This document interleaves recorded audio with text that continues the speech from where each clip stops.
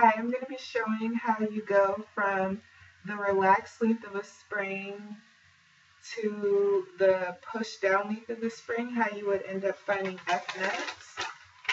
So this is a picture of what we're dealing with here. So this is the relaxed length, and then this is the push down length. And so in order for you to find Fnet, you would do F of the spring plus F gravitational in order to find the overall net force. So you want to start with F gravitational, and in its vector form,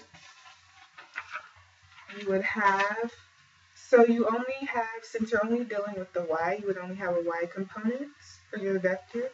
So you have 0 for the x component, and then you have negative mg because it's being pushed down for the y component, and then you have 0 for your z component.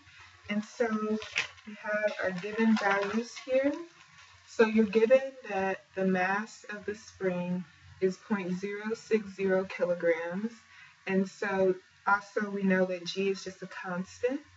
And so in order to solve for your F gravitational, you would do negative 0.060 times 3.7, and with that you will get negative 0.222n. So this would be your F gravitational. So your F gravitational vector would be this. So 0, negative 0.222n, which is the value you just found, and then 0. So this is your F gravitational right here. This is what we just solved for, with the y component here being negative mg. Okay, so now that you have F gravitational, you can go ahead and solve for F spring. And so we just start with our basic principles again. So in order to solve for F spring, you have negative ks s l hat. And we know that right here, ks stands for the stiffness. And then right here, this part right here would just be L minus L. So that's that part right there.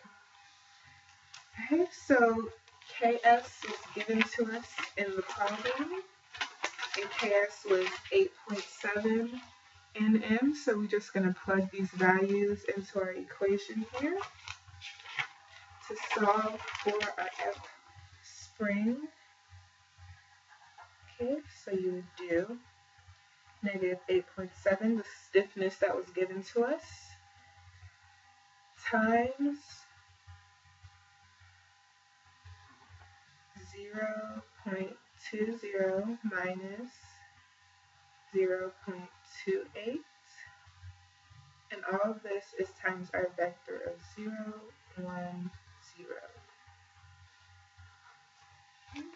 So this right here was given to us in the problem. This is going from the rest length value of 28 to this value of 28 centimeters to this value of 20 centimeters.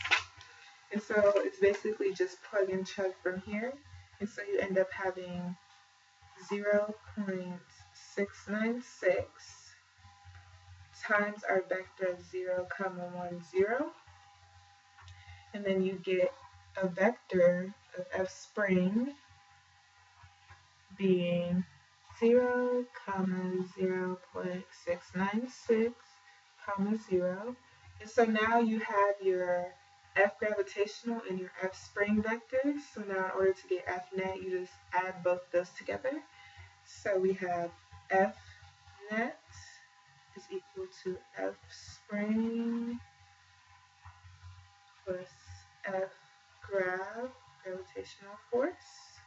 Okay, so now you're just adding both of those vectors together.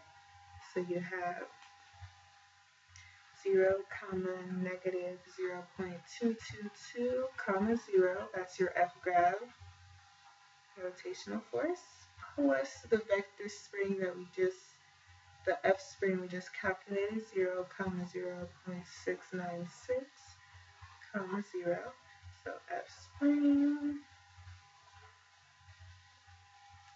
right here is your F spring. Okay. So now you just add both of these together and you get a total F net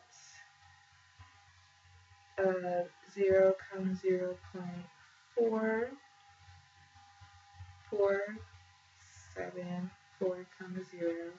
and you don't want to forget your units of N right there. And so that's how you solve for F net. Given the relaxed length of the spring pushed down, you always want to do F graph plus F spring to get the total F net.